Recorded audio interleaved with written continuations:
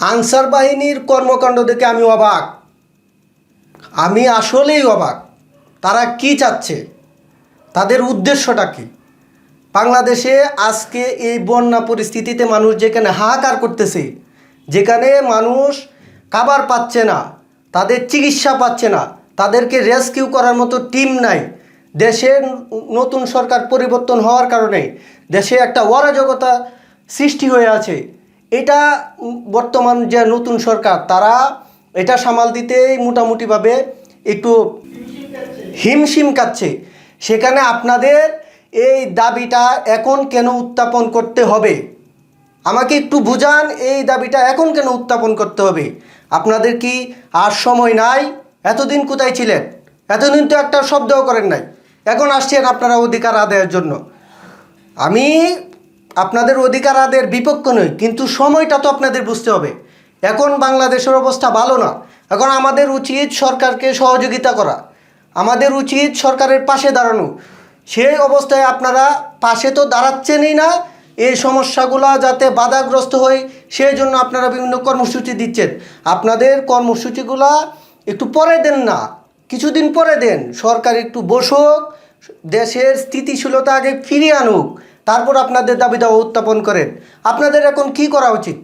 আপনাদের কি আন্দোলন করা উচিত, নাকি এই যে দেশের মানুষ যে সমস্যা হচ্ছে এই সমস্যার পাশে দাঁড়ানো উচিত? কোনটা?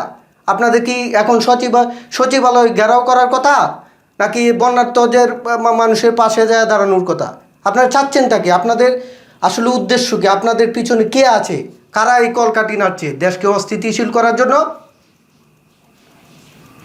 এখনও সময় আছে। আপনাদেরকে অনুরোধ করি, করজোড়ে হাত অনুরোধ করতেছি, আপনারা আপনাদের এই আন্দোলন স্থগিত করেন। আমি বলছি না প্রত্যাহার করেন, এই আন্দোলন স্থগিত করেন। বন্যা পরিস্থিতি স্বাভাবিক হোক, সরকার একটু স্থিতিশীল হোক, তারপরে আপনারা আন্দোলন করেন।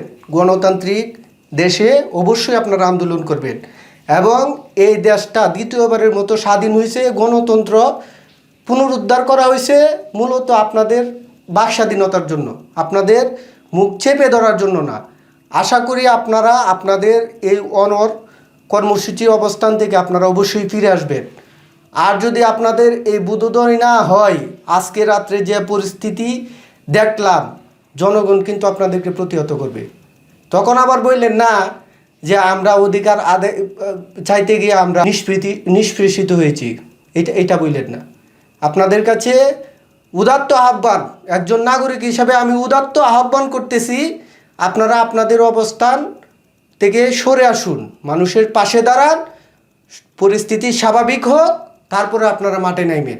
এরকম উন্মাদের মতো করিয়েন না, এটা দেশপ্রেম না। আপনাদের ভিতরে কতটুক দেশপ্রেম আছে এটা নিয়ে আমার যথেষ্ট সন্দেহ হচ্ছে। আপনাদের আদৌ কি দেশপ্রেম আছে? আপনারা চাচ্ছেনটা কি? এগুলা ঠিক না।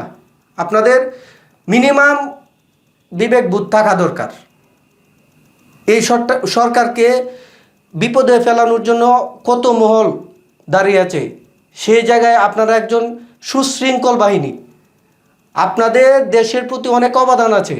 আপনারা বৈষম্যের শিকার হতেও পারেন, এটাই স্বাভাবিক হইতেও পারেন। আমি বলছি না যে বৈষম্যের শিকার হচ্ছেন না, কিন্তু আপনারা আন্দোলন করাটা এখন যুক্তিযুক্ত না। এখন দেশে আন্দোলন করে অধিকার আদায়ের মতো, আপনাদের অধিকার আদায়ের মতো পরিস্থিতি এখনো হয় নাই। একটু স্বাভাবিক হোক, তারপরে আপনারা আন্দোলনটা করেন। এটাই আমার আপনাদের কাছে অনুরোধ। প্লিজ আপনারা আপনাদের অবস্থান থেকে সরে আসুন, সরকারকে সহযোগিতা করুন।